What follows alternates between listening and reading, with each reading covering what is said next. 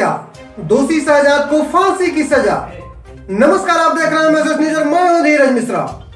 आज के समय में अप्रत्याशित घटनाएं तो बहुत हो रही हैं। घटना के बाद लोगों की नजर दोषियों को मिलने वाली सजा पर जरूर बनी रहती है। आज हम नजर डालते हैं एक ऐसी घटनाक्रम पर जहां 8.5 वर्ष पूर्व 7 वर्षीय दलित बालिका के साथ दुष्कर्म कर हत्या करने के मामले में अपर सत्र न्यायाधीश विशेष न्यायाधीश पॉक्सो एक्ट सोनभद्र पंकज श्रीवास्तव की अदालत ने बुधवार को सुनवाई करते हुए दोष सिद्ध पाकर दोषी शहजाद को फांसी एवं 2 लाख रुपए अर्थदंड की सजा सुनाई। अर्थदंड न देने पर 1 वर्ष की अतिरिक्त कैद भुगतनी होगी। वहीं अर्थदंड की धनराशि में से वादी को उचित प्रतिकर दिलाने के लिए कोर्ट ने संस्तुति की है। साथ ही मृत्यु दंड की पुष्टि के लिए इलाहाबाद हाई कोर्ट प्रेषित किया जाएगा। अभियोजन पक्ष के मुताबिक बिंडमगंज थाना क्षेत्र के एक गांव निवासी दलित व्यक्ति ने 10 जनवरी 2013 को थाने में दी तहरीर में आरोप लगाया था कि उसकी 7 वर्षीय बेटी सुबह 9 बजे घर से खेलने के लिए निकली थी, जो वापस नहीं लौटी।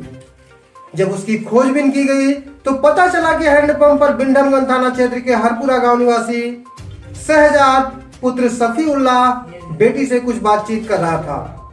दोपहर बाद लगभग 1:30 बजे बेटी की नग्न लाश अरहर के खेत में मिली, जिसे देखने पर लग रहा था कि उसके साथ दुष्कर्म करने के बाद उसकी उसी के कपड़े से गला दबाकर हत्या कर दी गई हो। बेटी को शहजाद के साथ कई लोगों ने देखा था। इस तहरीर पर पुलिस ने दुष्कर्म हत्या के साथ ही पॉक्सो एक्ट एवं SC/ST एक्ट में भी FIR दर्ज कर लिया। विवेचना के दौरान पर्याप्त सबूत मिलने पर विवेचक ने न्यायालय में चार्जशीट दाखिल किया था।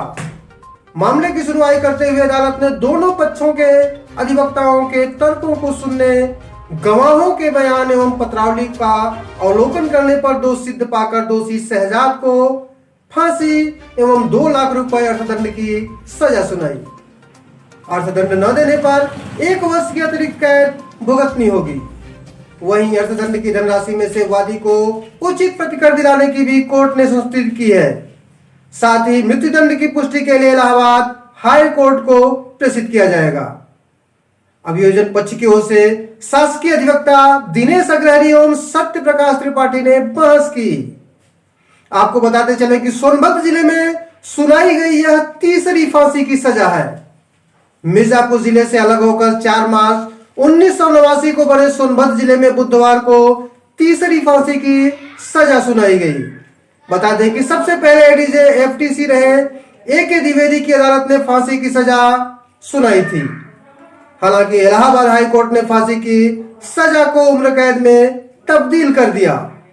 उसके बाद वर्तमान में एडीजे द्वितीय सोनभद्र राहुल मिश्रा की अदालत ने दूसरी फांसी की सजा सुनाई थी। इसके बाद बुधवार को एडीजे विशेष न्यायाधीश पॉक्सो सोनभद्र पंकज श्रीवास्तव की अदालत ने तीसरी फांसी की सजा सुनाई है। पीड़िता अनुसूचित जाति की लड़की थी, 7 साल की उसका उम्र था जी। और कोई अभियुक्त सिंगल अभियुक्त था? सिंगल अभियुक्त था, सिंगल जी। और न्याय की जीत हुई है। घटनाक्रम क्या था? बिंडमगंज थाना क्षेत्र में किस तरह से घटना हुई थी, किस तरह से उसने हत्या की थी? वो लड़की जो है पीड़िता हैंडपंप पर थी और लास्ट में अभियुक्त उससे बातचीत कर रहा था। उसके बाद उसे खेत में ले गया, उसके साथ बलात्कार किया, फिर उसी के स्कार्फ से उसकी हत्या कर दी। और उसके माता पिता जब उसकी खोज किए तो उसकी लाश मिली। उसके बाद जो है प्रथम सूचना रिपोर्ट थाना बिंडमगंज में दर्ज कराया बच्ची गया। जानती थी क्या अभियुक्त को पहले से? कैसे क्या बच्ची पहले से जानती थी अभियुक्त को या अभियुक्त चूंकि उसी गांव का था, इसलिए जो है अब बातचीत अभियुक्त ने किया जी। अच्छा, मतलब पहले से जानता था, परिचित? अब चूंकि उसी गांव का था तो स्वाभाविक है कि एक दूसरे को लोग जानते होंगे। लेकिन यही अभियुक्त है, ये प्रकाश में कैसे आया? ये उसका DNA जो है, ये सबसे महत्वपूर्ण इसमें है कि जो बायोलॉजिकल द्रव्य जो पीड़िता के गुप्तांगों से और जो स्वेब लिया गया था वह अभियुक्त के DNA से मैच किया। यह सबसे इसमें महत्वपूर्ण बात है।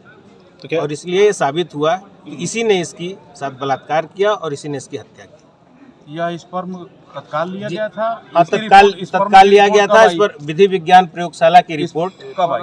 अभी ये जो है बहुत दिनों के बाद आई स्पर्म है। लेने के कितने समय बाद आई? स्पर्म तो उसी समय लिया गया था। लेने के कितने समय बाद आई? अलग विषय है ये लगभग क्या है इसमें पूरा मामला? आज अभियुक्त शहजाद ने एक 7 साल की बच्ची के साथ बलात्कार किया और बलात्कार करने के बाद उसी के स्कार्फ से उसकी हत्या कर दी।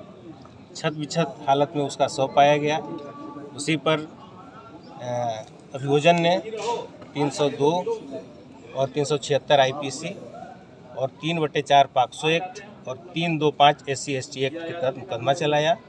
मुकदमा साबित हुआ और आज अभियुक्त को फांसी की सजा दी गई और जुर्माने से दंडित किया गया। ये कब की घटना है?